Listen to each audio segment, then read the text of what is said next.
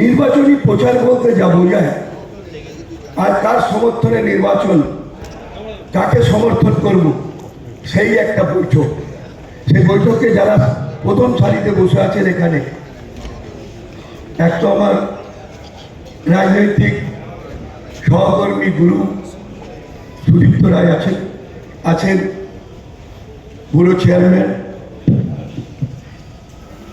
আমি যেটা বলতে চাই, আমরা এখানে সকলে সমবেত হয়েছি এবং সমর্থন চাই সঞ্জয় বোসকে।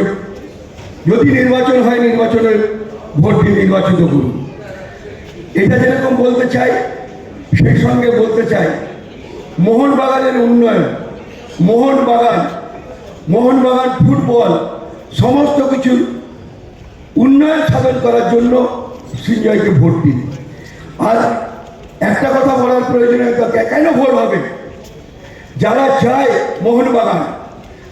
চায় মোহনবাগানের ঐতিহ্য, যারা চায় নতুন আঙিনায় মোহনবাগানকে এগিয়ে নিয়ে যেতে, তাই তো আমরা স্বপন সাধন বসুর কথা মনে রাখি, টুটুদার কথা মনে রাখি।